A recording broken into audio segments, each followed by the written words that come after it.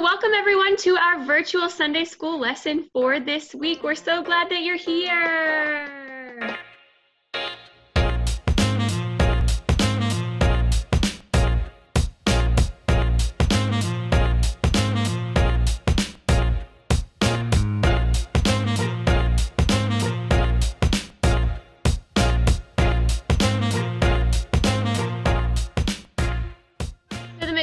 That you're going to need for our paper prayer chain this week is paper, scissors, you'll need tape or a stapler, something to connect the chain, and then if you need a little help, you might need someone who's a little older than you who can help you use those materials, or a grown-up in your house, okay? All right, thankfully, you can't really cut this backwards like Pastor Gary did in one of our first videos with the paper Good, I was worried about that. Yeah, you can't mess this up. So that's a beautiful thing about prayer. There's no right or wrong way to do it, right? So what I'd like to invite you to do is cut your paper sort of in 1-inch strips, and you're gonna do this long ways, all right? So let's go ahead and do that.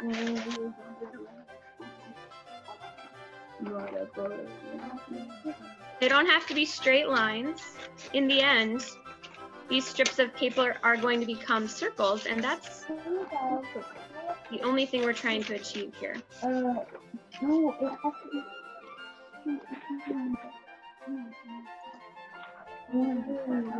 What? Can you say hi to everyone, since I know that's what you want to do? There you go. I like that method too, Liana. I think you just tore your paper, and that works as well. I was also thinking you could cut little designs into your strips. It's totally up to you in this project.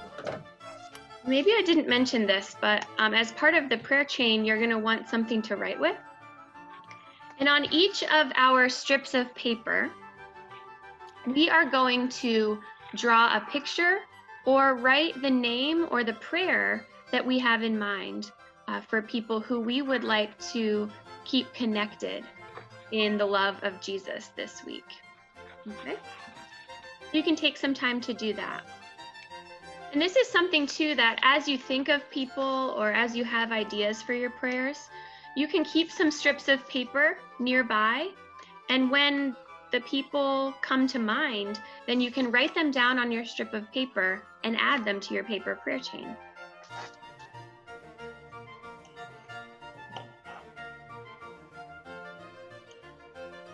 All right, so everyone has maybe a person or two written down on their strips of paper.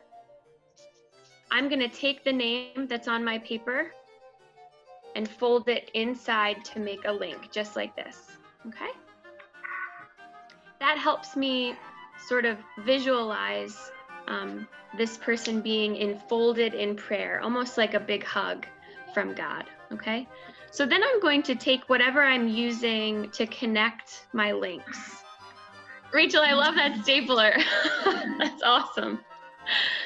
So whether it's your tape or your stapler, and where the paper overlaps, stick it right in there and connect it.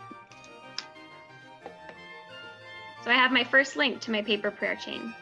Okay, awesome. Mrs. Ellen, she's on a roll. Beautiful.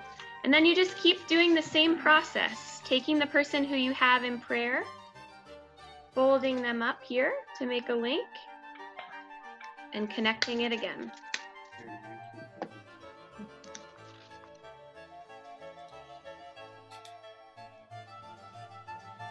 One of the reasons I love this activity so much is that your chain can continue to grow as you remember people who may need to be lifted in prayer, as you remember people who may need to be reminded of God's love. And then you can display it.